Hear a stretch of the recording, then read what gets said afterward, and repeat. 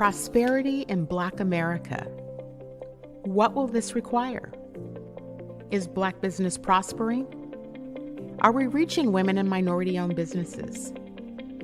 How do we achieve earning parity for wealth for our families? Do our children really have access to education? Will our families have choices for our children? Prison pipelines, mass incarceration, tearing our families apart. A healthcare system not accessible to the masses. The disproportionate termination of Black women from corporate America. When will we actually begin to address what's really at play? How do Black people gain more power to help make these changes? This requires a lot of political will and courage. I'm that provocateur of change. I am Cindi Bright. Welcome to HeartBeat. Good evening, everyone. Welcome to HeartBeat. I am your host, Cindi Bright. Thank you for being here this evening, again on Wednesday evening. Yesterday here in Seattle, we had 70 degrees. Today, all of us have our fireplaces on as we get ready to hunker down to talk about a continued conversation about the diversity, equity, and inclusion work going on or being attacked across the country. A few weeks ago, we had on two guests with us who had come on to talk with us about that they were invited onto the Dr. Phil show, along with our co-host, Erin Jones. Everybody loves Erin. At the time when we aired that show, they had not been on, they had been on the show, but the show had not actually aired. And at that time, we weren't sure if the show was going to air. Well, the show aired, and I caught several of the clips from it. I have a few things to say before we bring in our co-hosts and our guest this evening. Let me start off with Dear Dr. Phil. How dare you go on national TV and berate and attack women for DEI efforts with the ignorance that you showed in your attack and your lack of understanding of DEI efforts. In fact, I find it appalling that a white male who got his start from a Black woman who was part of diversity efforts for Oprah Winfrey to come forward and give him his opportunity, give you your opportunity. And what you do is you turn around and you sabotage and bring on a token Black person onto the show to try to destroy the narrative around DEI. And so exacerbating this, didn't earn it. Did you actually earn it? Or did you have an in because somebody opened a door for you to have access and opportunity? Clearly, you don't even understand economics, because I saw how you were attacking the Harvard studies and trying to diminish it and say things don't work. Well, if we continue to promote people like you, Dr. Phil, into offices, into positions of power that continue to tear people out and not bring people forward because you think you know all the answers, a white man who has not lived the life of a person who's non-white, who's non-male, non-white. Every business in this country understands that DEI must continue. I continue to read lots of articles, and I heard one of the guests who's with us tonight when she referenced the Harvard study and how you aim to dismiss it. Well, let's just talk about some of your peer white males who all did a study, McKinsey studies, McKinsey and Company, global consulting firm, 4 massive studies about DEI, all of which affirm that financial outperformance in business, when diverse leadership, when diversity of people and thought and decision making is made, has a substantial it ranged between 29 and 35% financial outperformance for those firms. In fact, you see every major CEO, particularly in financial services, Google Jamie Dimon, Dr. Phil, Google what JP Morgan is doing because of their workforce, Google Jane Fraser, Citigroup CEO. These CEOs understand what's up. And let me break it down for you even further, because clearly you can't read. Clearly you don't understand this issue at all. Read the book Brown is the New White. It's by Stephen Phillips, who is a Stanford professor who did research and talks about the progressive voting power is what he's focused on. And he talks about in 2030, which is only 6 years away. So, for any business who's getting ready to implement work, they're in the throes of it right now. By 2030, there will be a 51% majority minority, meaning 23% people of color and 28% progressive white people who will have the majority voting power in this country. And having the voting power in this country will put public policies in place. It will put new leadership in place. It is already changing the landscape of media. I see you've been pushed off the major channels, so hopefully pretty soon you are exited because you no longer should be representing a voice to people who you don't even understand. That power is also controlling the dollar. And whether you believe it or not, or you want to bring a Black pastor on and try to say, well, I know another Black person, I have a Black friend who I'm going to bring on who's going to discount this argument.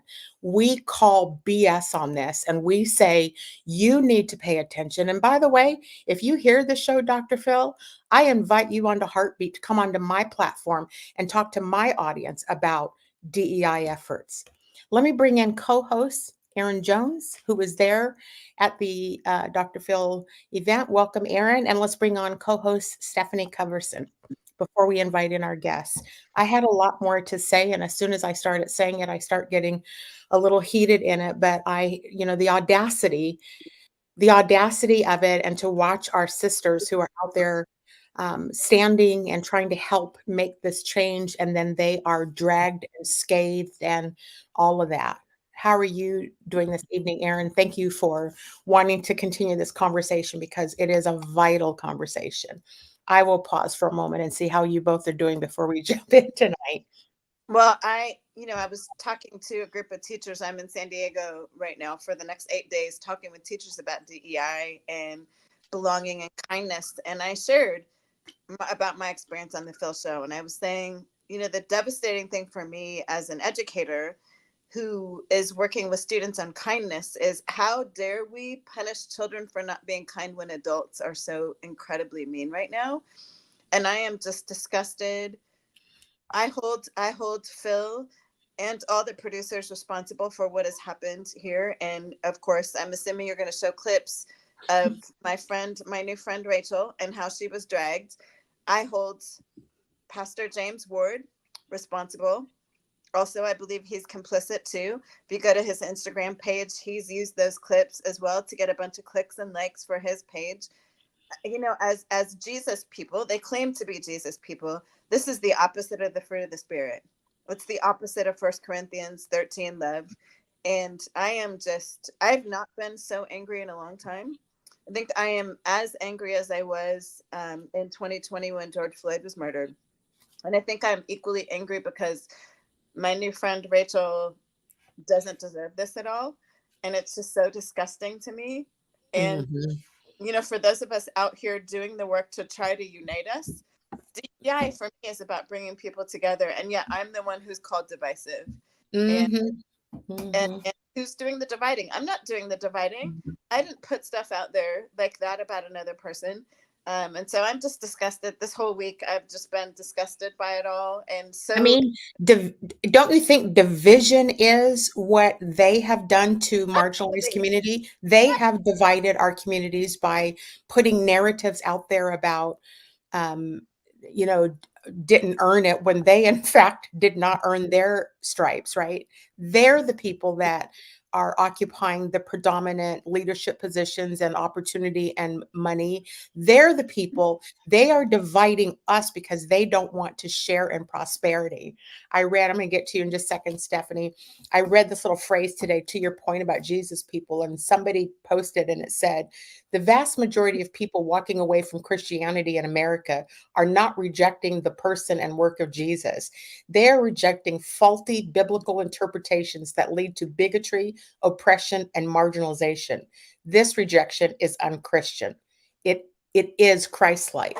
And so for a pastor to come on and try to act like, and I saw his spouse sitting next to him, and the thoughts that were going through my head were not Christ-like either. I'll just say, about sitting there and letting a man sit there and tear women and people of color apart. Like, it's just beyond disgusting to me. Stephanie, what are your thoughts today coming on air tonight? Whew, I'm feeling a little amped up.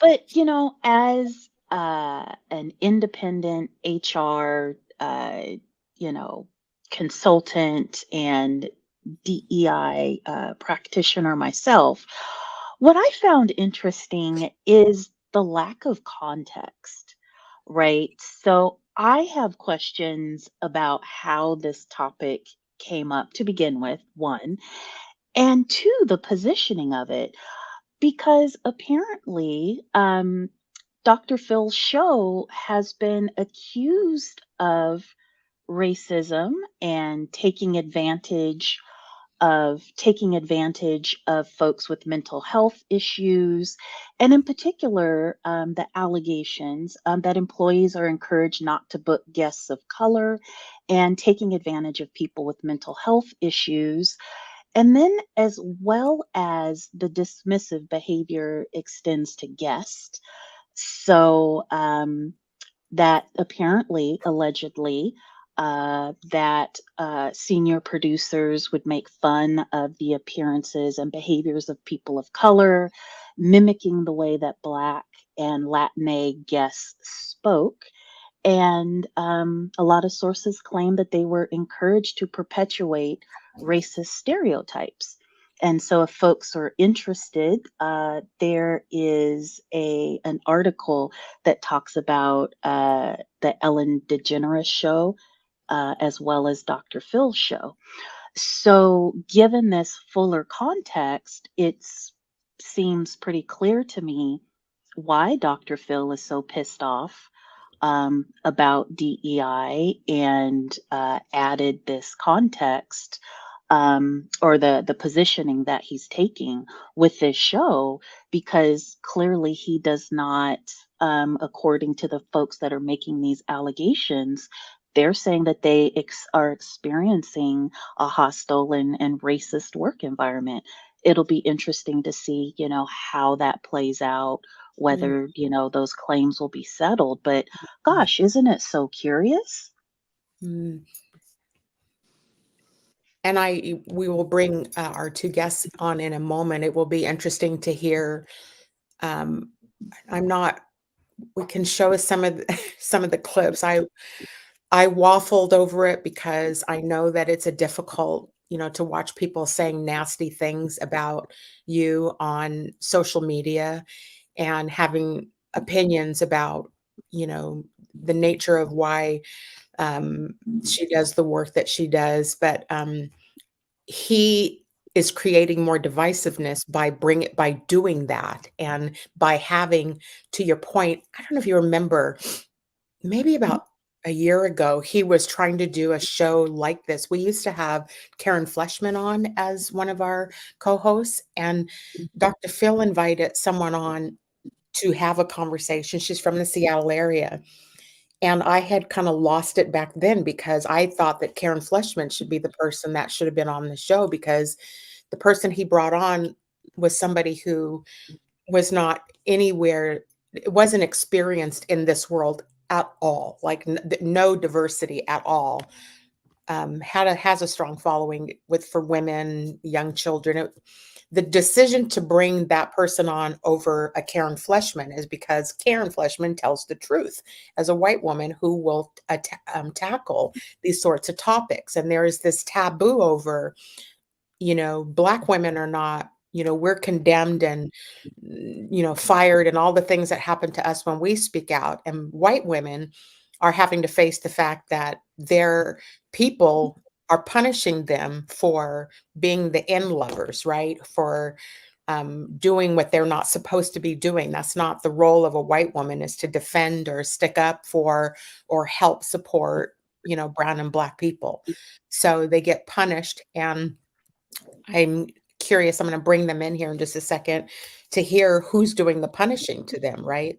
There was one other thing I did want to say about all of this with Dr. Phil when I was talking about the companies, because I do feel strongly that organizations realize, I mean, they're still working. There's a lot that continues to come out from companies that are still trying to progress things forward. The middle ranks, so I believe the top is there because the top of an organization is accountable to the shareholders, reporting out to shareholders. The middle is where a lot of the pushback, y'all can both push back with me if you don't agree with this. It's just my perspective coming out of HR. The middle management ranks is where that's where the majority of the power is, because those roles are controlling who's coming in the door, who's getting the jobs, and then controlling who moves up. That middle rank is full of white women because companies are using gender as the diversity statistic to progress diversity over race and other classes of diversity. So I'm curious to hear. Let's bring in both of our guests. Let's welcome them back, Rachel Kargas and Ashley King. Welcome back to HeartBeat. I hope you both were listening in the background at some of the choice comments I'm making and listening to our co-host about our experiences with this. Welcome back, Rachel. Before I ask you questions, I think we want to just show one of the clips of what was taking place with you while you were on air. So let's just show briefly those clips. A good percentage of people will not accept an offer with a company that doesn't have intentional DE&I programs and initiatives. Talk to me, Pastor. Okay, so Preach on, brother. Yeah. Well, a few things. If DEI works anywhere, it has to work everywhere. Let me tell you where DEI does not work. The NBA and the NFL. Where are the Asian, Latino, and Hispanic basketball and football players? Where are the black guys in the National Hockey League? Those businesses are performance-based. It really comes down to, Dr. Phil, the issue of justice. And if you really want to go deep to the heart of this, and when I say that DEI treats the symptom but not the sickness, America is in a new civil war right now. The first civil war was the North versus the South. The new civil war is a war of ideologies concerning justice. And it's really going to come down to who gets to define what justice is, whether that's biblical justice or social justice. When moral law stands alone and DEI initiatives are based upon that, somebody gets to pretend that they are God. Apparently, that's Dr. Phil. Rachel, you were sitting there during all of this. Would you like to just give us an overview of what that experience was like for you? Sure. I've just got a couple of comments. I think it was very intentionally put on the program because of who I am and who I'm not. I don't work for a big company. I've never been on TV.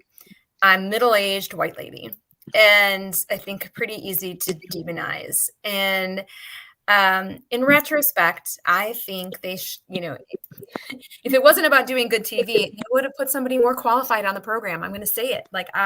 They should have put a black or brown person on there. Erin was there, or someone who had worked for a large organization and had a bit more experience. And I think that they preyed on that inexperience on me. And they were successful. I wasn't as quick with a comeback, and I got very flustered. So I don't think I did justice to the issues. And the other thing I will say is that it's been very easy for me to feel victimized by all of this and all the mean, hateful comments. But I'm sad that it's distracted me from what the program was supposed to be about. And I think that's intentional. Right. I think that if we can scare people like me away from trying to do the work, I think that's the intent. of all this meanness and anger, which is coming from white men. Erin, you were there. What commentary would you like to add to what Rachel was just sharing? So I have a couple thoughts. I was off stage at the time that she was being questioned in that way, or at the time that conversation happened, I was off stage. And I suspect, and the two ladies, Ashley and Rachel, got to watch me once I came on stage. There's no way the pastor would have talked to me that way. And I know that because he didn't talk to me that way at all. So it was very intentional. And I told Rachel this the day of the show. I said she felt really badly about how she had performed. And I said, they picked you exactly for the reasons that she just described. They picked you. They were going to find somebody. So whether it was you, or they were not going to pick a Karen Fleischman. They were not going to pick somebody who'd been on screen a bunch. They picked Rachel for Rachel. And I love that right now we are able to surround ourselves together and link arms so that Rachel doesn't walk away from this work, because I do absolutely believe she's correct that they're trying to discourage her. I also want to say that the whole idea that Pastor Ward shared about the NFL and the NBA is, man, that racist. It's cherry picking. It's an incredibly weak argument against DEI. And I just want to offer to the people who are Jesus followers following this dynamic, the narrative that there is justice and then there's social justice is errant. It's faulty. It's incredibly flawed. And so when we talk about justice is justice. There's no such thing as justice and then social justice. That whole dynamic is really flawed. And I bet he didn't want to break down the statistics around who in NFL and so forth are holding the leadership positions.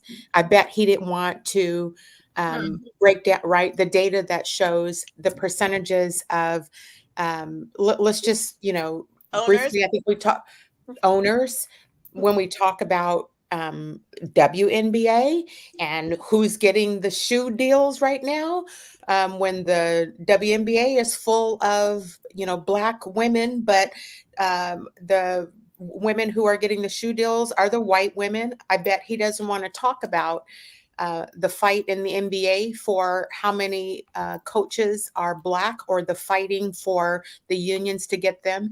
He wanted to make, to your point, Erin, it's a weak fight.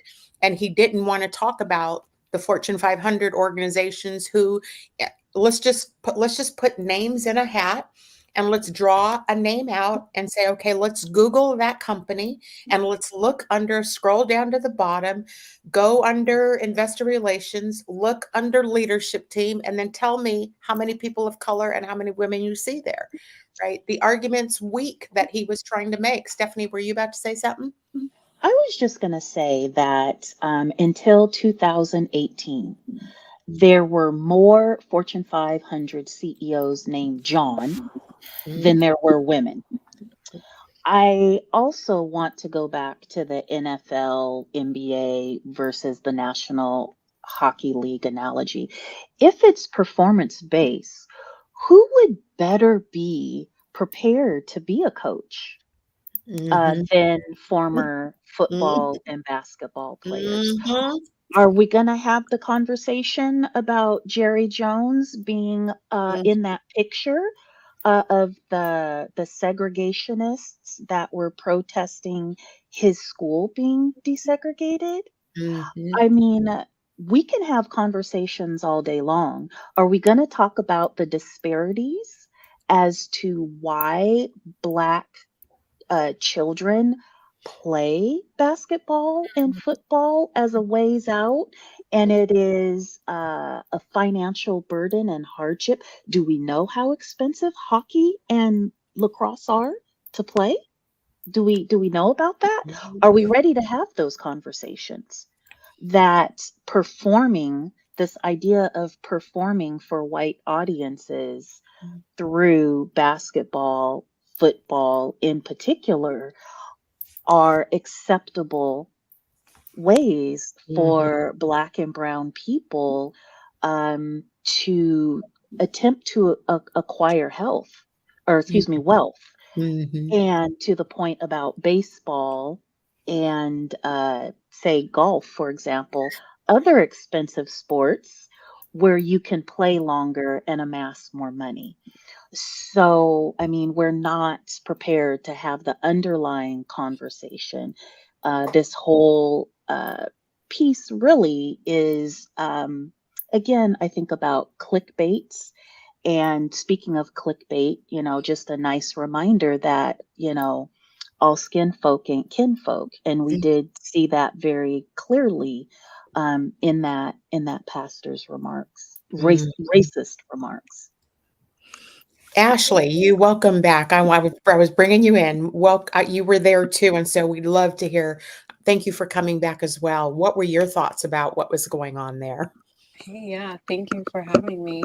And I would definitely say just one thing I want to add to this specific part of the conversation. Everything he said wasn't even accurate. Like the NFL has literally introduced the Rooney Rule because so many individuals of color were getting too many positions. And so they were like, if we bring in a mass amount of white dudes, then based on the pass-through rates, we'll get this many XYZ. So it literally was implemented because white men can't jump. And because of those performance ratings, like they weren't getting spots because it was so objective. So like the fact, like sitting there was very hard for me. I will say I was not a good audience member. My family watching it was like, you look so mad, like the whole time. So I will say it was very difficult for me. I will also say that like I felt like him and I had so much dialogue. I will also say that I still have like whiplash to where I don't remember anything. Like even watching that clip, I'm like, that happened. Like I don't even still to this moment. But I will say I think another reason I have amnesia is because all of my stuff was cut. I had quite a bit with him. I will say there was one part where people were clapping while I was talking, like still, and you could hear it like cut back and forth. My mom did like a deep investigation on like where were things cut. Like, and she's like, I think he even re-recorded his response to you. And she was like, they don't show all the faces in one frame, just his, just her. Like, and I was like, okay, mom, calm down. Why didn't your clip go viral? That you had the best line of the entire show about the bootstraps. That wasn't in there. What was the comment? It was in there, but it didn't go viral. It was. They were talking about meritocracy. And then and Ashley was talking about, the American tradition of pulling yourself up by the bootstraps. And she said, for some people, what bootstraps?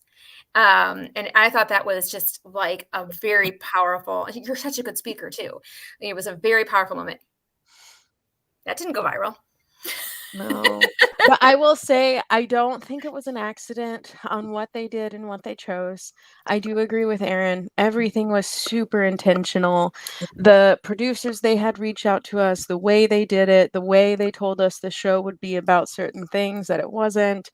The fact that they would not tell me where I was going to sit. Am I on stage? Am I on this? Am I talking? Am I not? Like it was a very just once you're in it, you're like, this is kind of gross. Like, I don't know what we just walked into.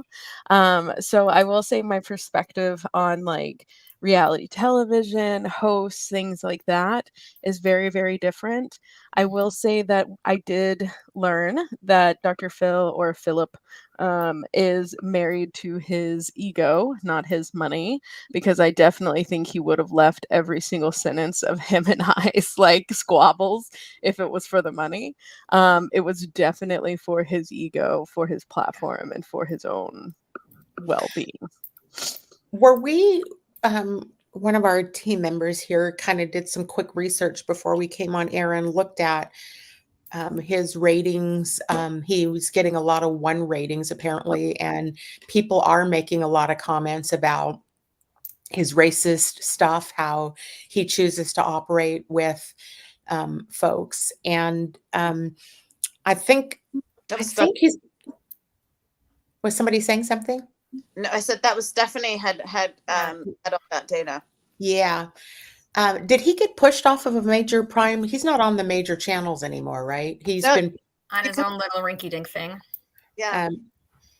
Yeah, he's definitely benefiting from, I mean, the fact that You know, these folks who can just continue to keep jobs and talk about divisive. He's stirring the pot by doing what he did, by attacking Rachel, you on air and trying to diminish you, diminishing you, not trying, diminishing you in front of a national audience. And then the backlash of that. Talk to us about what you have been experiencing post that show.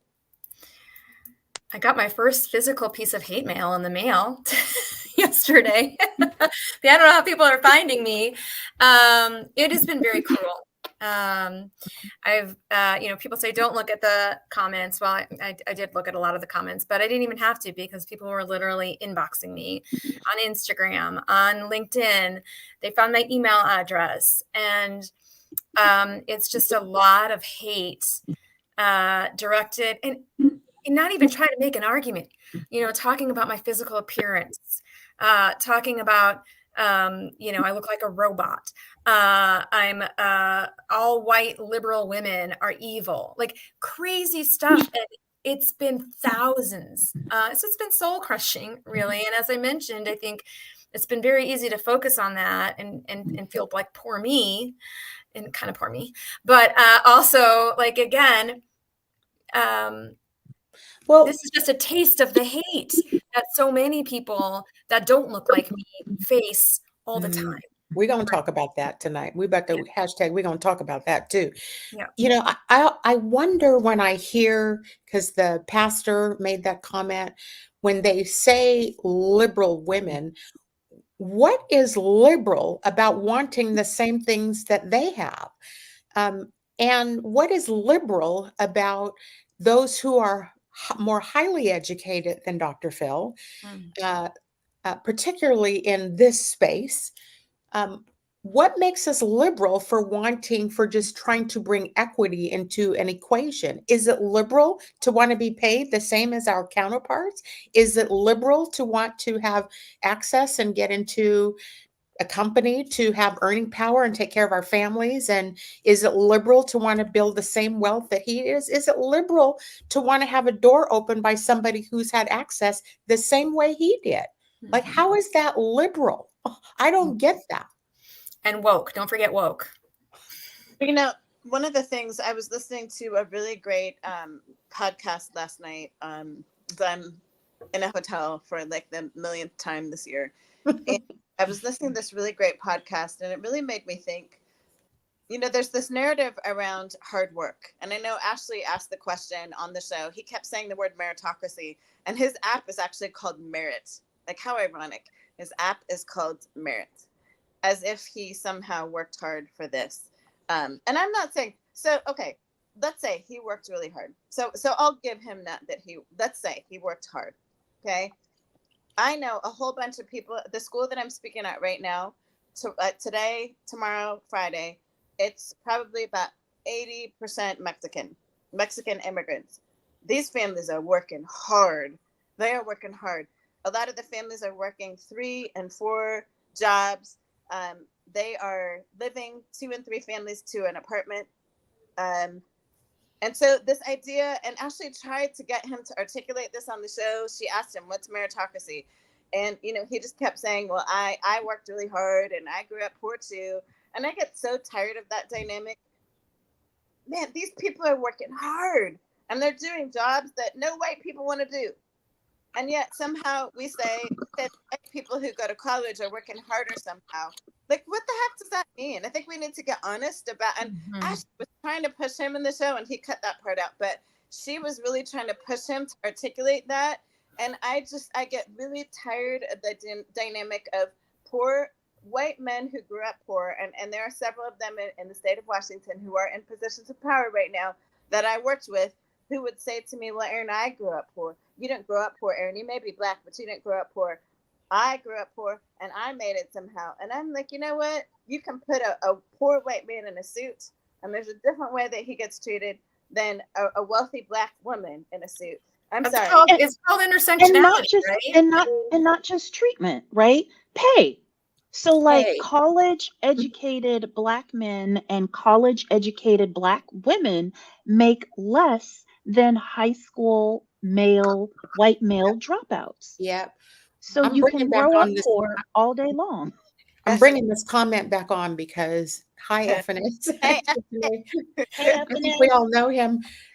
It's not liberal, it's threatening to white privilege and domination. That is exactly what this is. And the narratives, to your point, Stephanie, that you were just making about, they are so threatened that we are going to make not just comparable, but more. They can't see themselves working for us. They can't see themselves, reporting to a Black woman. And Erin, to your point about, I've heard a lot of that too, where there is an attempt to equate poor and white to the same hardships of brown and Black.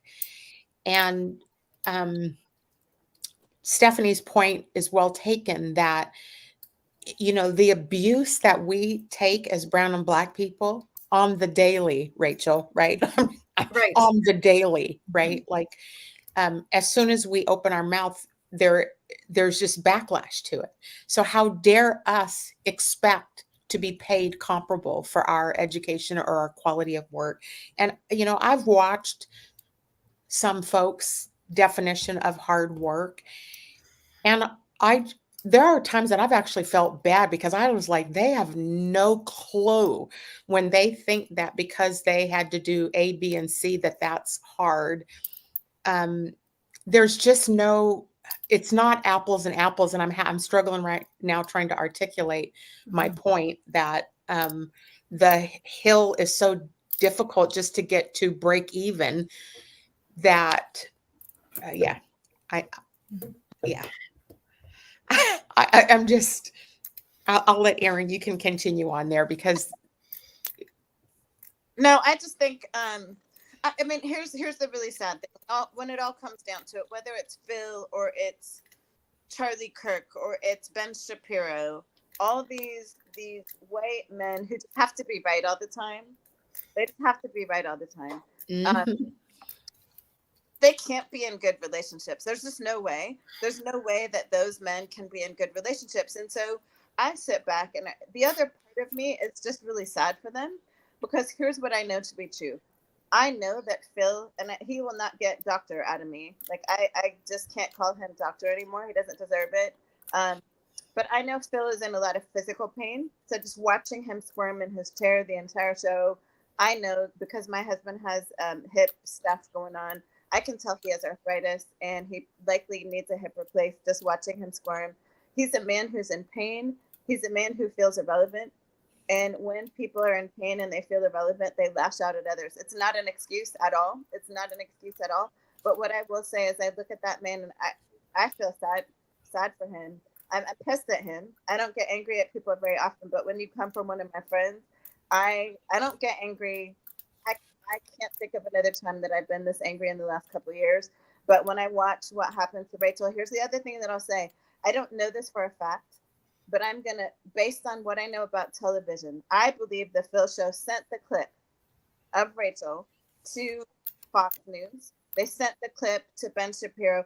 I don't believe that Fox News just randomly found that clip. I believe that clip was sown, that seed was sown, and for that is inexcusable. It's absolutely inexcusable. And you are willing to sacrifice a woman and her reputation to get some clicks? That to me is unconscionable. And yet we're the ones who are divisive. Ashley? If I can echo Erin, so I actually did like a deep sweep investigation. Literally all of it was released within like 30 minutes of each other, like within literally a 90 to 120 minute span. And so they all had their clip, they all had their stitch, they all had whatever. And it was literally like Ben Shapiro, Fox News, like National American Scouts, something. I don't know, like some whatever weird sites all these things are on. But it was something to where even whenever I saw it, that's why I sent you the screenshot, is because I was like, this was like 100% a push. Like you could tell it was timed. It was a marketing push. So I do hope. And you know what? Listen to me after the stupid Marxism comment. Listen to it. I mean, they cut that off. Not like I said anything brilliant, but I think I made myself a little bit more clear. What was the comment, Rachel? Well, he was talking about, how is DEI? What's it your right to try and get level the playing field? Shouldn't, yes, we have somebody who's taller and who's shorter. Not everybody can be in the NBA, right? And my response was, listen, as a recruiter, because that's the lens I'm coming in at this with, I have seen very systemic processes that impact recruiting that just lead to bias. We hire referrals. We hire the CEO's nephew who, to do the internships. So we are perpetuating this. As a recruiter, it is my job to make sure that we have equitable practices in place to open the door for everyone and to reach out to those who haven't had a chance yet. Doesn't mean that we hire people who are not qualified. I get that all the time. Like, oh, you want somebody who's not qualified working on your plane? No, that's not what I'm saying. As a recruiter, there's only so much I can do, but we need to at least make the effort to make sure our processes aren't, disproportionately impacting a demographic. And we need to have things like mentorship programs to invite people into our organizations. And we need to end some of these practices. That was my point. And that didn't get any airtime. So the danger of Dr. Phil and all his cohorts, the people who believe this sort of thing, is that they are destroying business, because he may believe that he's helping, but he's destroying it. Because to your point, Rachel, I saw how the smirk on his face when he looked over at the pastor, when you said that applicants are demanding that, people are demanding that. And in fact, I was listening to a presentation recently about the workforce and about, I think I've shared it on the show before, the pyramid effect, right? The top, this percentage is retiring, the middle is scarce, and the bottom is so people are not coming in. An American business must transform in order to attract and bring in these highly educated younger people who will not tolerate this abuse and the things that they've all watched their parents go through. Gen Z is the most racially diverse generation in our country's history. And I see it in my son, he's 18, and his friend group, I see this transformation that I think is happening in these younger generations. So Dr. Phil's, I think you said it more clearly. I can't remember if it was in our conversation before the show or at the beginning, but we got it. Our country's getting more and more diverse. Mm-hmm. And so at a certain point, white people are no longer going to be the minority. And that's not that long. That's not away from. So we have to learn how to have inclusive work practices, hiring practices, so that we can all be effective and work together. Even progressive white people don't want to deal with that BS either. I mean, look on the news today. Look at the college campuses and who is showing up protesting.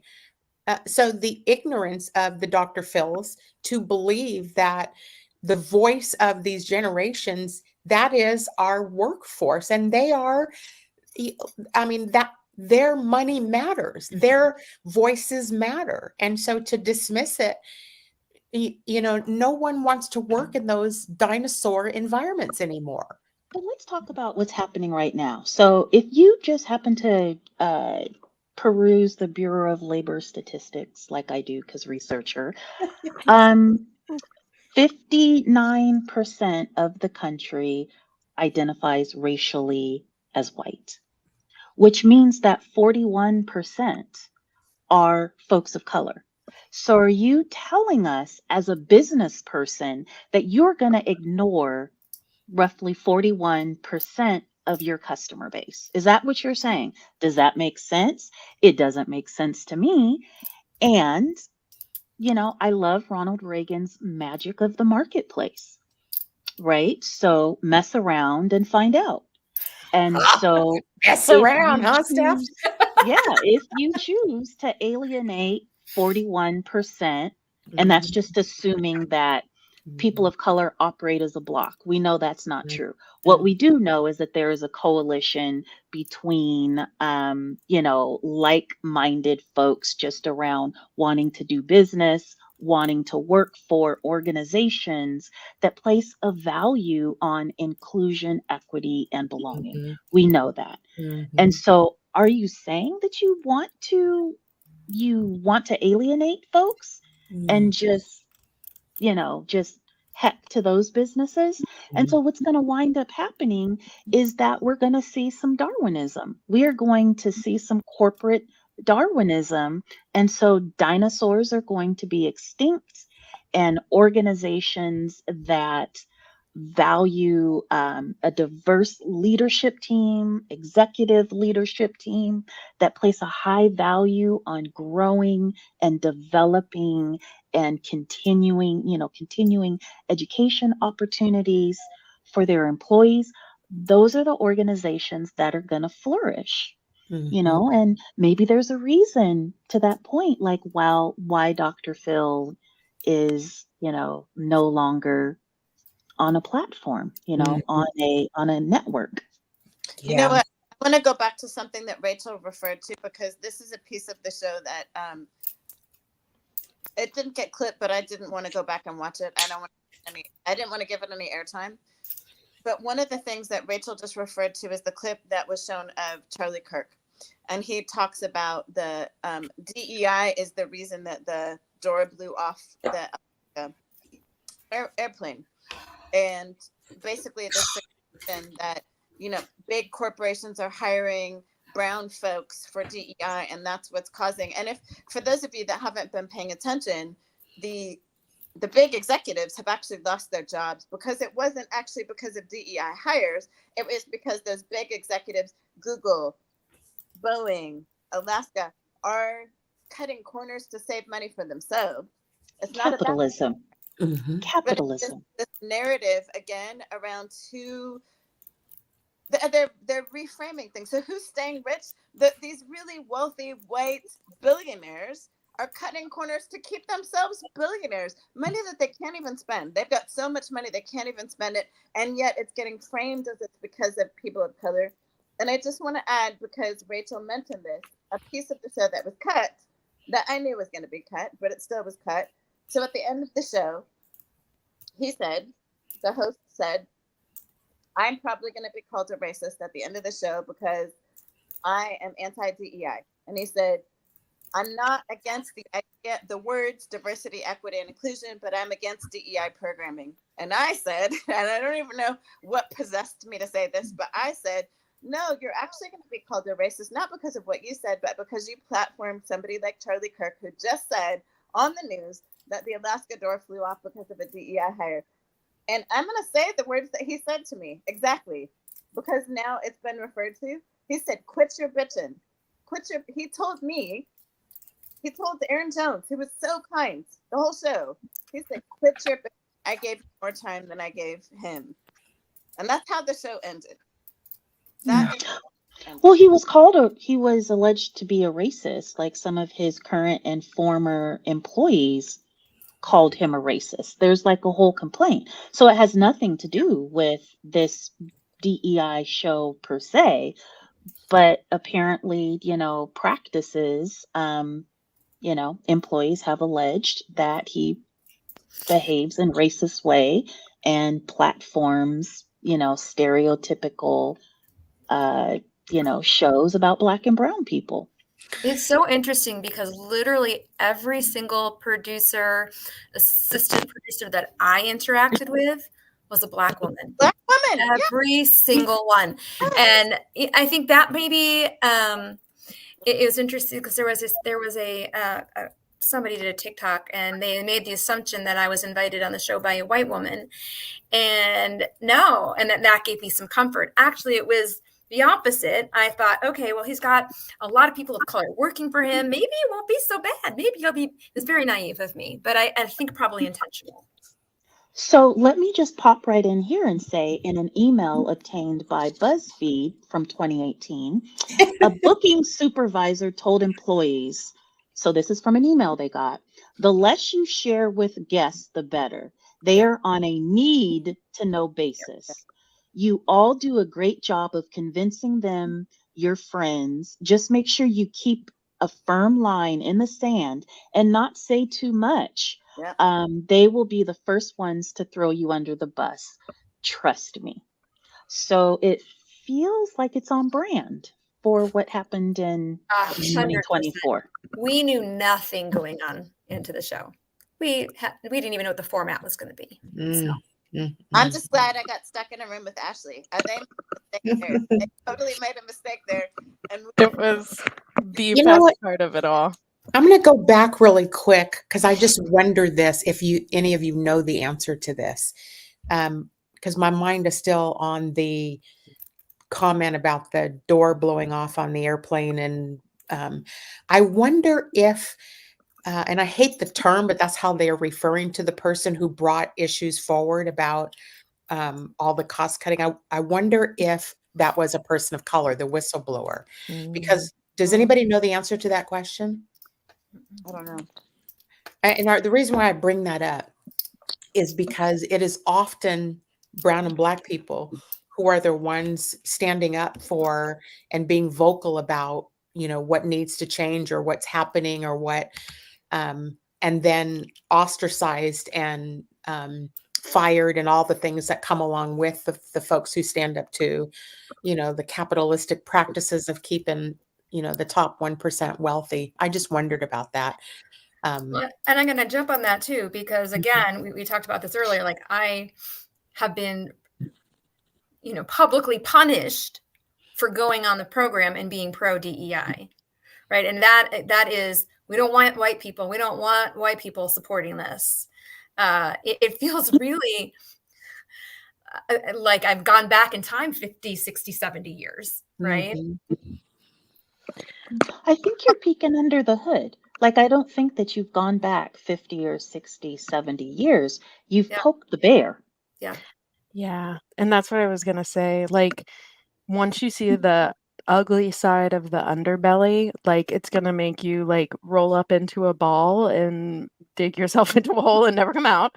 Or you're going to like dig your heels in and you're about to double down and be like, I see why this work is so hard and I see why it hasn't been done. And the unfortunate part is it's usually players like on our team who are people who will be our daughters or sons or our parents or uncles and things like that. So whenever it comes to like the constellation of degrees in which we can impact one another because we're in that in group, this is a pivotal moment, I think, for you as well, because this is a part of DEI where like there are moments where minorities have valid points about white women being in DEI to where it's like, well, maybe I shouldn't. And then you have white people who are like, why the hell are you in DEI? And it's like, well, if you don't want me here, they don't want me here, no one wants me here, I'm out. But I do hope that seeing this almost helps give you a second wind, because this is what these people are dealing with just by existing. Yeah, I hear that, and you're right. It has made me question some things, and I don't know that this is the platform, but I have a lot of questions about like what is my role in this work as a white woman? How do I do this the right way without trying, and I'm not sure I understand. I don't know that I know how to do it. I'm going to ask you a different question, Rachel. Yeah. Because my question is, last time I asked the both of you, what are you willing to sacrifice in order to progress some of this? And now you've experienced the poking of the bear or the looking under the hood. But what is it you need to do? What is it that white women need to do to equip themselves for this battle? Black women cannot do all this work on our own. Like, it's just not, we can't change this system without white women helping us. We've been trying, it ain't through lack of effort, but it's an all hands on deck. So what is it that you feel that you need to do to further equip yourself for the fight? I need to educate myself a little bit more. Well, and I'm going to offer, and this is something I said to you last week when this all blew up. I think you need to be in relationship with other people of color. So just because I think too often white women in this work have this academic head knowledge about the Yeah. work, but until and I'll just put my parents out on this. So my parents are white people. I was adopted by white people. They lived in Europe until about 15 years ago. So I would tell them about things that were happening to me in America, and they would be sad. But it wasn't until they were in America and watched how I got treated in a restaurant. I'll never forget the first time that I was treated. When we went into this restaurant, the hostess could not imagine that we were together and treated me totally different from my parents and didn't want to seat us together. And it was here in Washington State. And that was the first time my parents were able to put two and two together. But it was because I was their daughter that suddenly this was not something they could turn away from. And so here's the difference between my parents and you. You can choose to turn away from this and turn it off whenever you want to. And that's the difference for us and you. You get to choose to turn. And so my encouragement to you is, who could you start following on social media who lives in different skin than you do? Who, I know you live in a predominantly white community, but even who are those other women in the work in Colorado that you could just take out? You invest in them and take them out for coffee and just listen to them and be in relationship, because there's a different thing that happens when you're in relationship and you get to do the intellectual work while walking alongside someone. That in my experience, Can I ask you a question about that? Because here's some things it's not that I've never tried, and sometimes gotten a cold shoulder. And I've heard a lot, they're tired. People of color are tired. It's not my job to educate you. Right. So I don't know how to approach that sometimes, right? Maybe it is following influencers or talking to people who are really trying to do the work publicly and finding people. But it is hard to, I worry that I feel like I'm tokenizing people. It's hard to do it authentically. Well, be in relationships, and don't go in to take someone out for coffee just so you can learn how to be a better DEI practitioner. Like, go take somebody out for coffee and learn how to be with them. Like, be in relationship with them. And and or go to events that are, or places where people of color go, like, just go be and just become a part of community. You'll get invited to the cookout when people see that you are authentic. Yeah, it'll be the Black community is, I think we are one of the most inclusive communities. I think I used on air last time the term Ubuntu, right? We move together. We've been so accustomed to not having, or we're still currently making 63 cents to the dollar, that we pool resources and we, work together and share meals and do, get involved in community, and you'll get included to the cookout, and it'll just be natural course. Go ahead, Stephanie. And I want to kind of say the hard part out loud. Mm-hmm. It is also about bringing women of color with you. So did you know when you got that call that you probably were not the best person, right? And so this idea that there are so many Black and brown women out here leading this work, right? And so I'm sure that you were thrilled by that opportunity, like, oh my gosh, I get to go do this thing. And where and when did it occur to you, like, like, I'm not a subject matter expert yet, or I don't feel like a subject matter expert yet. Who can I tap in? Right. And that's also a criticism. So that's not really necessarily directed at you. It is directed at a lot of white folks doing this work, feeling that they are more qualified or better positioned to do this work because they were tapped, right? Because we also have to recognize, due to the privilege of your skin color, that folks doing this work are more likely to want to hear this message from you because you look like them. And that's not okay. So you have other Black and brown folks who are trying to rub two dimes together to pay a mortgage, who are not getting those nods because as the executive producers or folks looking for people to write articles or be on the show, they're less likely to click on faces that look like ours than faces that look like yours. Mhm. So how are you amplifying the voices of the people who are actually the most impacted if this work doesn't progress? Mhm. No, I think those are all very valid points. And, you know, Stephanie, let's be honest, Dr. Phil asked me to be on the show, or not Dr. Phil, and the producer asked me to be on the show. That's like a little ego boost. And it's also like, I'm starting my own business. I'm trying to raise my professional brand.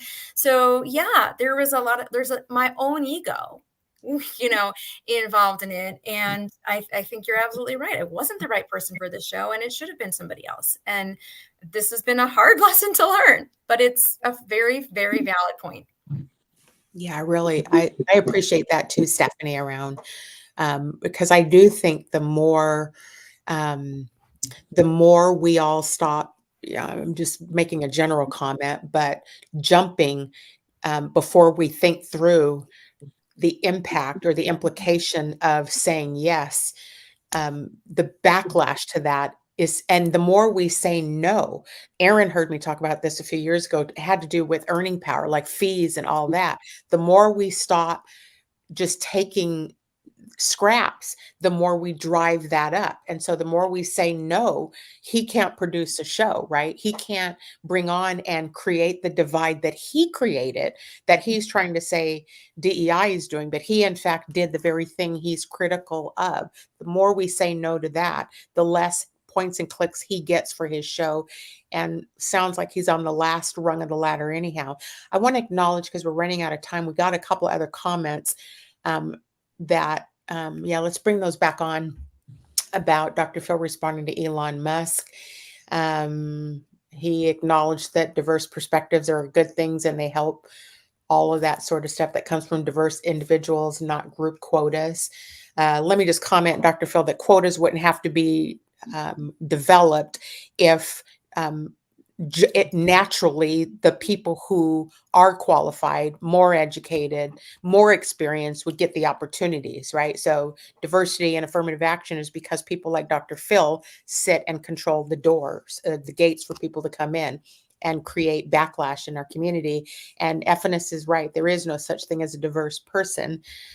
They just can't handle the melanin that comes in the beauty and the queenship and all the things that comes with being a brilliant Black person.